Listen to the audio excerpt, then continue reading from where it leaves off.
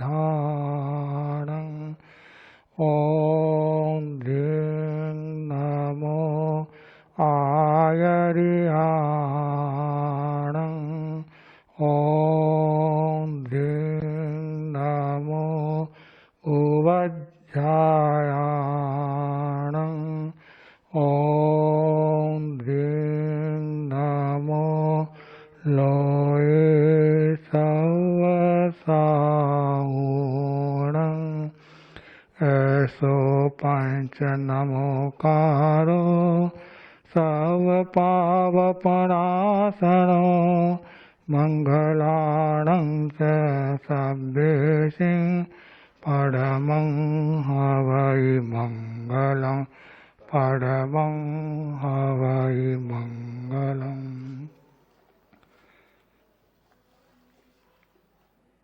अहिंसा के अवतार भगवान महावीर स्वामी के श्री चरणों में कोटि से वंदन।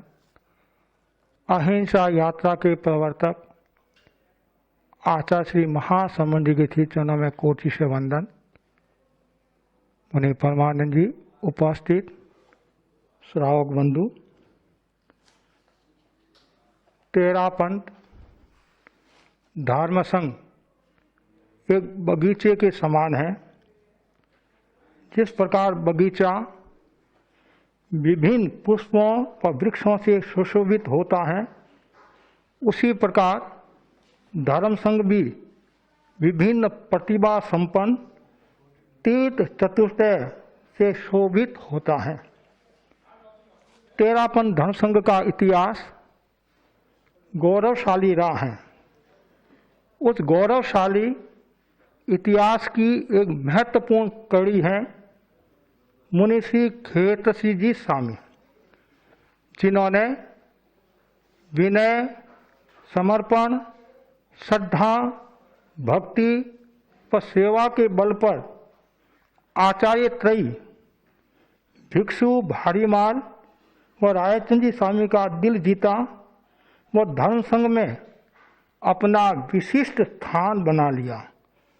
और तो और उत्तराधिकारी पत्र में अपना नाम अंकित करवाकर भी निर्लिप्त साधक के रूप में आदर्श उदाहरण बन गए। आज मैं तेरापंथ के सतयुगी एवं अलौकिक व्यक्तित्व के धनी मुनि श्री खेत जी के घटना प्रसंगों के साथ कुछ बताना चाहूँगा। दिनांक 21 सितंबर को तेरापंथ युव परिषद हैदराबाद द्वारा आयोजित तेरापंथ इतिहास कार्यशाला का आगाज वरिष्ठ संत मुनि श्री दिनेश कुमार जी स्वामी द्वारा ऐसे थे भिक्षु प्रसंगों के साथ हुआ। उसी कड़ी को आगे बढ़ाते हुए आज आप सुनेंगे निष्प्रिय साधक सतयुगी मुनि श्री खेतसी जी। मुनि श्री खेतसी जी स्वामी तेरापंथ धर्म संघ के वरिष्ठतम संत हुए हैं। उनकी जन्मस्थली नाथद्वारा भोपा शाह के सुपुत्र और उनका जन्म विक्रम संवत 1805 को हुआ। परिवार में सबसे बड़े मुनि खेतसी जी थे। उनके बाद में हेमराज जी, बहिनों में कुशाला जी और रूपा जी थी। दोनों का विवाह रावड़िया में हुआ। मुनि खेतसी पाप भीरु, वैरागी, आत्माती पुरुष थे। संसार के बंधनों में बंधना नहीं चाहते थे। भोगावली कर्म के कारण उन्होंने शादी की। पहली पत्नी का देहावसान हुआ, दूसरी शादी की, पत्नी का देहावसान हुआ। जब परिवार वालों ने तीसरी शादी की बात कही, तब उन्होंने ब्रह्मचर्य व्रत को स्वीकार कर लिया। मुनि खेचजी स्वामी गृहस्थ जीवन में व्यापार करते थे और व्यापार में भी पूर्ण प्रामाणिक थे। किसी भी ग्राहक के साथ में धोखाधड़ी नहीं करते थे, ईमानदारी के साथ में व्यापार करते थे और व्यापार में भी पूर्ण जागरूकता और यत्न का भी ध्यान रखते थे। किसी व्यक्ति को कपड़ा देना है तो कपड़े को झटकते नहीं थे, पटकते नहीं थे और आराम के साथ में यत्नपूर्वक ग्राहक को कपड़ा देते थे। ऊपर से यदि गांठ भी उतारनी है तो यत्नपूर्वक नीचे उतारते थे और ग्राहक के साथ में अच्छा व्यवहार रखते थे, मधुर व्यवहार रखते थे। ग्राहक यदि कोई कपड़ा लेकर गया और उसको यदि पसंद नहीं आया, कुछ दिनों के बाद में वापिस कपड़ा लेकर आया, तो खेच जी पुनः कपड़ा ले लेते, उसके साथ में झगड़ा नहीं करते थे। आचार्य भिक्षु केवलवा चातुर्मास परिसंपन्न कर नाथ द्वारा पधारे। धर्म ध्यान बहुत होने लगा। पहिन रंगू जी की दीक्षा घोषित हुई। खेचसी के पिता भोपाशा अस्वस्थ रहते थे, बीमार रहते थे, गांव के प्रतिष्ठित श्रावक थे। आचार्य भिक्षु के पास में आना जाना भी कम था, घर से बाहर भी कम निकलते थे और गांव के प्रतिष्ठित श्रावक होने के कारण गांव के कुछ लोग उनसे मिलने के लिए आते और कहते आचार्य भिक्षु के सुरक्षाता है, धर्म ध्यान अच्छा चल रहा है, एक बहन की दीक्षा घोषित हुई है। जैसे ही भोपाशा ने सुना और उनके मन में आया, खेसी बार बार कहता है मुझे दीक्षा लेना है। खेसी को बुलाया और कहा तुम्हारे को दीक्षा लेना है। खेसी विनम्रता पूर्वक संयत भाषा में बोले, पिताश्री यदि आपकी आज्ञा हो तो मेरी तीव्रतम भावना है। मैं संकोच और लज्जा के कारण आपके सामने बात प्रस्तुत नहीं कर सका। भोपाशा ने भावनाओं का अंकन किया और आचार्य भिक्षु से निवेदन करवाया किया और आचार्य भिक्षु ने खेसी की दीक्षा भी घोषित कर दी। खेसी और रंगू जी की दीक्षा होने के बाद आचार्य भिक्षु ने नाथ द्वारा से विहार कर कोठारिया पधारे और जैसे ही कोठारिया पहुंचे और पीछे से खेसी के पिता का देहावसान हो गया। आचार्य भिक्षु को सूचना मिली और आचार्य भिक्षु ने उन्हें खेसी से कहा तुम्हारे पिता का स्वर्गवास हो गया है, मन में विचार मत लाना। उन्हें खेसी ने हाथ जोड़कर निवेदन किया, वंदना करते हुए कहा बनते वो मेरे संसार के पिता थे, अब आप मेरे पिता हो। मेरे को पिता का वियोग सहन नहीं करना पड़ा और मुझे कोई चिंता नहीं है, आप मेरे पिता हैं। आचार्य भिक्षु शिष्य की वाणी को सुनकर बहुत प्रभावित हुए और आचार्य भिक्षु को एक अलौकिक व्यक्तित्व के धनी खेसी स्वामी जैसे संत मिले और आचार्य भिक्षु के शब्दों में कि मुझे परम समाधि इनके जोग से हो रही है। विनय, समर्पण, श्रद्धा, भक्ति के कारण मुनि खेसी का नाम आचार्य भिक्षु ने सतयुगी रखा और आचार्य भिक्षु की निष्ठा के साथ में, भावना के साथ में सेवा करते थे। आचार्य भिक्षु एक खंधे पर उपकरण रखते थे और एक खंधे पर पुस्तकें रखते थे।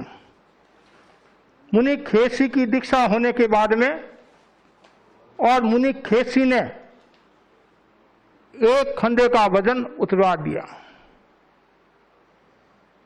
और परम समाधि के साथ मुनि खेसी भी रह रहे हैं और परम समाधि मुनि खेसी भिक्षु स्वामी को भी दे रहे हैं। खेसी स्वामी सेवाभावी संत थे। जैन आगमों में बताया है, जो निर्वध्य सेवा करता है, निष्काम भाव से सेवा करता है, वह साधु तीर्थंकर नाम गोत्र का भी उपार्जन कर सकता है और सेवा से संग तेजस्वी, यशस्वी, मनस्वी होता है। तो मुनि खेसी स्वामी सेवाभावी थे। एक बार की बात है, आचार्य भिक्षु को एक बार रात्रि में लघु शंका के लिए बार बार उठना पड़ा, बार बार जगना पड़ा और बार बार उठना पड़ा, बार बार जगना पड़ा। तो खेसी स्वामी को भी बार बार उठना और जगना पड़ा परिस्थापन करने के लिए। और सुबह खेसी स्वामी ने सहज भाव से आचार्य भिक्षु को निवेदन किया, आज आपको लघु शंका के लिए बार बार उठना पड़ा। जैसे ही भिक्षु स्वामी ने सुना और भिक्षु स्वामी ने सोचा, चिंतन किया और कुछ अधिक गहराई में चले गए भिक्षु स्वामी। मेरे जोग से रात को उसको बार बार जगना पड़ा। जैसे ही खेसी स्वामी ने ये बात सुनी, खेसी स्वामी ने कहा, अंदाता मैंने तो सहज भाव से आपको निवेदन किया, लेकिन भिक्षु स्वामी ने पुनः कहा, यदि इस बार लघु शंका के लिए बार बार उठना और जगना पड़ा तो तुम्हारे को जगाने का त्याग है। जैसे ये सुना खेसी ने, खेसी आश्चर्यचकित हो गए, लेकिन वो उन्हीं के शिष्य थे। तत्काल खेसी स्वामी ने कहा, गुरुदेव आपको जगाने का, उठाने का त्याग है, तो आज रात को मेरे सोने का त्याग है। सारी रात जगकर खेसी स्वामी ने भिक्षु स्वामी की सेवा की। ऐसे सेवाभावी संतों से ही संग यशस्वी, तेजस्वी होता है। आचार्य भिक्षु के पूर्ण विश्वासी संत थे। तत्व ज्ञान में गहरे उतरे हुए थे, रहस्यों के जानकार थे। बड़ी उम्र में उन्होंने दीक्षा ली, 33 वर्ष की उम्र में, लेकिन उनका व्यवहार बड़ा ही मधुर था। कोमल प्रकृति के धनी थे। छोटे बड़े संत जब लेखन आदि का कार्य करते तो मुनि खेसी पात्र में पानी लेकर संतों को पानी पिलाने के लिए जाते और संत कहते, बड़े महाराज क्या करे आप? तो खेसी स्वामी ने विनम्रता के साथ कहा, मैं पढ़ना लिखना तो करता नहीं हूं और थोड़ा सा मैंने आपको पानी पिला दिया, इसमें क्या विशेषता है? लेकिन उनके व्यवहार से सब संत प्रभावित हुए, लाभान्वित हुए और धीरे धीरे अवस्था के साथ में उन्होंने बहुत गहन अध्ययन किया और मुनि हेमराजी स्वामी और मुनि जीतमल्ली स्वामी को उन्होंने तत्व की बहुत धारणा कराई और नए नए रहस्य भी उन्होंने बताए थे। मुनि खेसी प्रश्नों के जवाब भी तो सटीक ढंग से देते थे, उदाहरणों के द्वारा देते थे और सामने वाला व्यक्ति भी प्रभावित हुए बिना नहीं रहता। मुनि खेसी स्वामी आचार्य रायचंदी स्वामी के संसार पक्षीय मामा थे। सादी कुशाला जी और सादी रूपा जी के अग्रज थे। ये जो रावड़िया क्षेत्र है मेवासेरा प्रांत में, दोनों बहनों की शादियां वहां हुई और खेसी स्वामी गृह जीवन में रावड़िया जाते, बहन बहनोई को तत्व ज्ञान समझाया, सिखाया और एक समय ऐसा आया पूरा रावड़िया तेरापन धर्म संघ का अनुयायी हो गया, जिनमें महत्वपूर्ण भूमिका मुनि खेसी की रही। मुनि खेसी निष्क्रिय साधक थे। उनका सम्मान बढ़ा तो भी समता और किसी ने डांट लगाई तो भी समता। हर परिस्थिति में समता भाव रखते थे। निष्क्रियता की साधना करने वाले साधक थे। आचार्य भारमल्ली स्वामी अंतिम वय में थे और राजनगर में उत्तराधिकारी की नियुक्ति करना था। आचार्य भारमल्ली स्वामी ने उत्तराधिकारी पत्र में मुनि खेसी तथा रायचंद दो नाम लिखे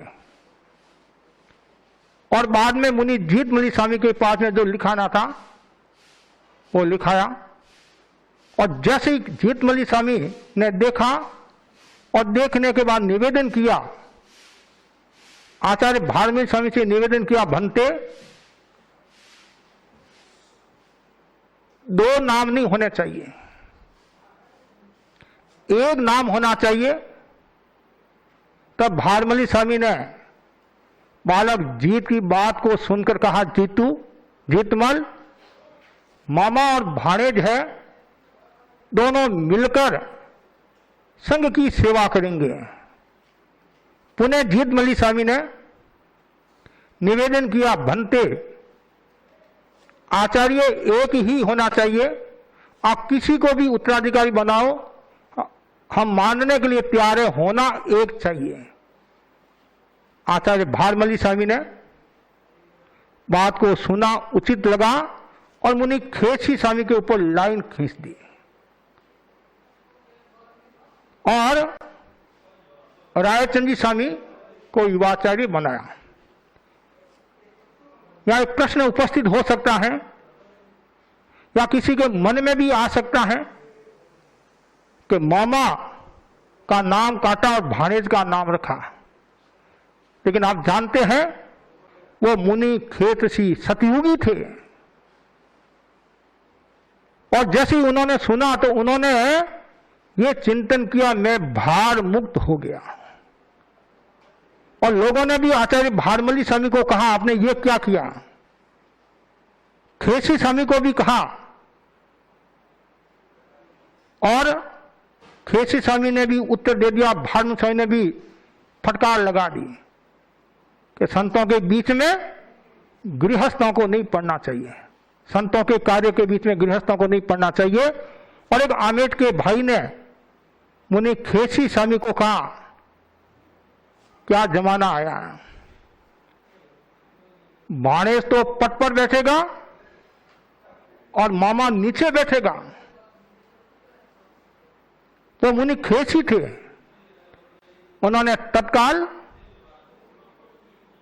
निष्प्रियता के साथ सटीक जवाब देते हुए कहा, भाई जब घर में लड़के की शादी होती है और लड़का को घोड़ी पर बैठाकर ले जाया जाता है और बाहर साधारण कपड़ों में नीचे नीचे चलता है, कपड़े साधारण है, नीचे चल रहा है और मां को कितनी खुशी होती है, मेरे बेटे की शादी है, मेरे बेटे की शादी है, मेरे बहू आएगी, बहू आएगी, बहू आएगी। वैसे ही आपको पता नहीं कि मेरा भाणेज पद पर बैठकर जिन शासन की प्रभावना करेगा, प्रवचन करेगा, मुझे कितनी खुशी होगी, कितनी प्रसन्नता होगी। जैसे सुना सामने वाला व्यक्ति चुप हो गया और चला गया। ऐसे निष्प्रिय साधक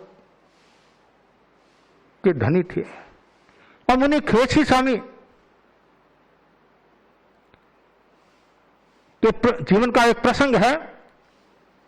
एक बार वो अस्वस्थ हो गए, बीमार हो गए और बीमार होते ऐसे बीमार हुए कि वो नीचे गिर गए, अचेत हो गए। और आचार्य भिक्षु ने मुनि हेमराज जी को उठाया और हेमराज जी से कहा, इसको अंदर सुलाना है। और साथ में यह भी कहा, संसार की माया कितनी कच्ची है कि खेसी जैसा व्यक्ति भी देखते देखते यूं कुमला गया। कुछ समय के बाद में खेसी स्वामी सचेत हुए और उनसे मुंह से निकला, मेरी जो संसार पक्षीय बहन जो रूपा जी है और काफी संघर्ष का उन्होंने जीवन जिया है, घोड़े के बंधन में उनको रहना पड़ा, आप उनको पढ़ा लिखाकर होशियार करना। स्वामी जी ने कहा, इस समय तू रूपा जी की चिंता छोड़ और प्रभु का भजन कर, अपने आप को देख। आचार्य भिक्षु की वाणी को शिरोधार्य किया, आपने चिंतन करने लगे, आपने चिंतन में लीन हो गए और बाद में धीरे धीरे वो स्वस्थ हो गए, ठीक हो गए। आचार्य भिक्षु के समय एक संत थे, संग जी नाम के, गुजराती साधु थे। कालांतर में आचार्य भिक्षु के शिष्य बन गए। कुछ दिन वे ठीक रहे, परंतु बाद में मर्यादाओं का उल्लंघन करने लगे। स्वामी जी ने कई बार उनको रोका, टोका, समझाया। वे गलतियां अपनी दूर नहीं कर सके। तब स्वामी जी ने उन्हें सिरियारी में गण से, संघ से पृथक कर दिया और वे वहां से विहार कर मांडा गए। मुनि खेसी स्वामी ने कहा, आप प्रायश्चित देकर उन्हें संघ में ले तो मैं उन्हें वापस ले आऊं। स्वामी जी ने कहा, पर फिर से संघ में लेने योग्य नहीं है। खेसी स्वामी ने बहुत आग्रह किया, गुरुदेव मैं जाता हूं, उनको समझाकर वापिस लाता हूं, आप प्रायश्चित कर देकर उनको शुद्ध कर लेना। एक बार का, 2 बार का, 3 बार कहा। मुनि खेसी ने स्वामी जी की बात पर विशेष ध्यान नहीं दिया और उस समय वो उनको लेने के लिए तैयार हो गए, जाने के लिए तैयार हो गए। स्वामी जी ने तत्काल कहा, खेसी यदि तूने उसके साथ आहार का संबंध जोड़ दिया तो हम तेरे साथ आहार करने का त्याग है। स्वामी जी के वचन सुनकर मुनि खेसी के पैर वहीं रुक गए। तो स्वामी जी जानते थे किस प्रकार शिष्य को संबोधित करना, किस प्रकार शिष्य को शिक्षा देना। लेकिन मुनि खेसी स्वामी का इतना जबरदस्त समर्पण था, इतनी भक्ति थी, इतनी श्रद्धा थी, तत्काल वो रुक गए। मुनि खेसी स्वामी ने बेणु राम जी को प्रतिबोध देने के लिए बगड़ी में चातुर्मास किया 1844 का, और ऐसे 1839 से लेकर 1860 तक वे आचार्य भिक्षु के साथ चातुर्मास उन्होंने किए। आचार्य भिक्षु के स्वर्गवास के बाद में उन्होंने मुनि भारमली बना आचार्य भारमली स्वामी की 18 वर्ष तक सेवा करने का सौभाग्य प्राप्त हुआ। जैसे आचार्य भिक्षु की वो सेवा करते थे, वैसे ही आचार्य भारमली स्वामी की वो सेवा करते थे। और भारमली स्वामी के कार्य में वो सहयोगी रहते थे, और आचार्य भारमली स्वामी भी उनका बहुमान करते थे, उनका सम्मान करते थे। और जयाचार्य ने तो इतना कह दिया कि खेसी गण के आधार थे, गण के मजबूत पाया थे, मेरी भूत थे। आचार्य भारमली स्वामी के स्वर्गवास के बाद में तीसरे आचार्य रायचंद जी स्वामी हुए। सौभाग्य की बात, मुनि खेसी को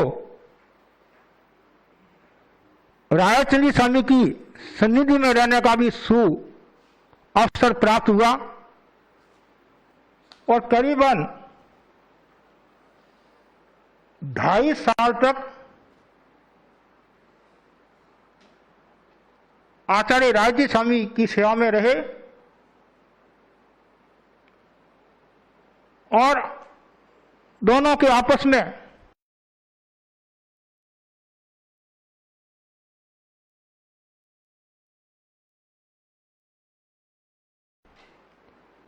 मामा भाणेज का तो संबंध था ही, और ऐसे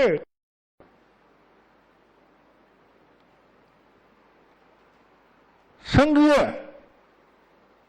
गतिविधियों में से भी वो जुड़े हुए थे। और लास्ट में मुनि खेसी स्वामी ने अपने भाणेज आचार्य रायचंद जी स्वामी से कहा, अब मेरी एक ही इच्छा है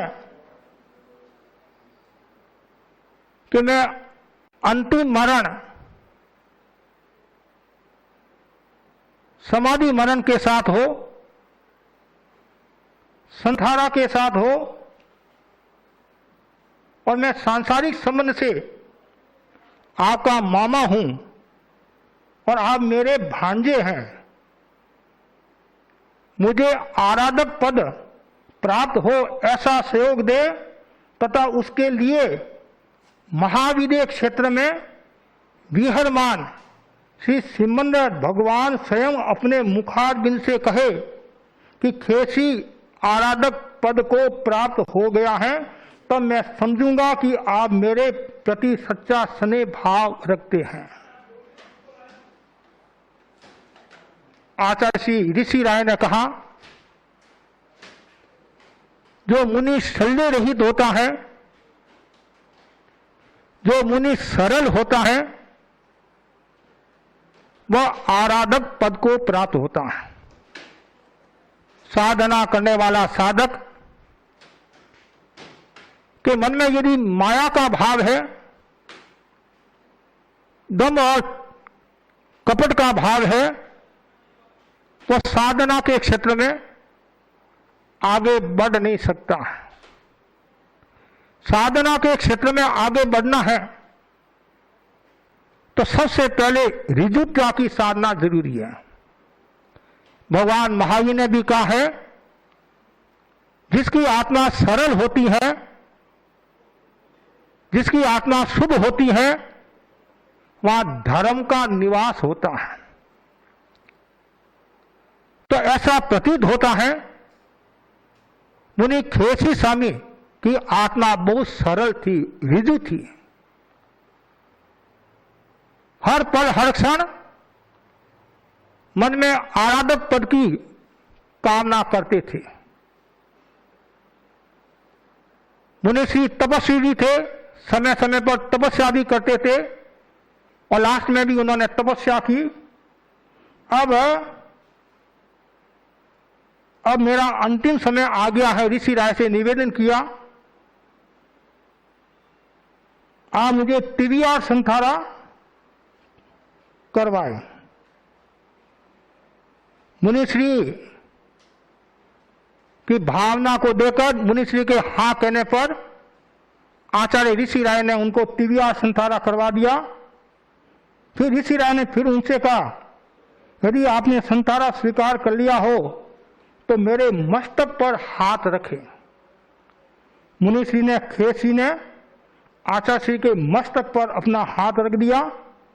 इस तरह पूर्ण सजगता के साथ मुनिश्री ने अनशन ग्रहण किया और अनशन ग्रहण की सूचना मिलते ही उनके अंतिम दर्शन के लिए स्वपरमति लोग आने लगे। श्रावकों का आने जाने का तांता सा जुड़ गया और मुनिश्री की उत्तरोत्तर भावना बढ़ती गई। प्रवर्धमान भाव रहे और लगभग 2 प्रहर के संथारे में विक्रम संवत 1880 आषाढ़ कृष्णा चतुर्दशी शनिवार को प्रहर रात्रि बीतने पर वे परम समाधि पूर्वक आयुष्य पूर्ण कर आराधक पद को प्राप्त हो गए। अनुश्रुति के अनुसार आचार्य भारमल्ली स्वामी, आचार्य रायचंदी स्वामी, मुनि खेसी स्वामी और मुनि हेमराजी स्वामी, इन 4 मुनियों के लिए कहा गया है, भारी माल ऋषि राय खेत सी चौथा हेद हजारी, चौथा हजारी हेम, ए चारों ही गणनायक मुनिवर एकज भव अवतारी। ये चारों मुनि एक भव करने वाले हैं और मोक्ष को प्राप्त होने वाले हैं। और खेसी स्वामी के लिए कहा गया है, 8वें देवलोक में उत्पन्न हुए, वैमानिक देवलोक में। और खेसी स्वामी ने 33 वर्ष की उम्र में चारित्र ग्रहण किया। 42 वर्ष से कुछ अधिक संयम का पालन किया। उनकी कुल आयु 75 वर्ष के लगभग थी। ऋषि राय ने मुनि श्री खेसी के चित्त में परम समाधि उत्पन्न कर उन्हें आराधक पद प्राप्ति में पूर्णतया सहयोग किया। मुनि खेसी स्वामी सौभाग्यशाली थे। उनके परिवार से 4 दीक्षाएं हुई। मुनि रायचंद स्वामी, आचार्य रायचंद स्वामी, साध्वी कुशाला जी, साध्वी रूपा जी बहन और साध्वी भतीजी डोला जी। कुल मिलाकर हम ऐसा कह सकते हैं, सतयुगी का जीवन, खेसी का जीवन एक निष्प्रिय साधक की तरह था। विनय समर्पण की भावना से ओतप्रोत था। और लास्ट में इतना ही कहना चाहूंगा, जैनागम में विनय धर्म की महिमा अद्भुत दिखलाई, संत खेतसी ने कल युग में सतयुग झांकी दिखलाई। सेवा भावी निष्प्रिय साधक वो पाशा के नंदन है, राय ऋषि के मामा मुनि को करते शत शत वंदन है। राय ऋषि के मामा मुनिवर साम भिक्षु के आत्म है, साम भिक्षु के आत्मन है। इसी के साथ ओम अरहम।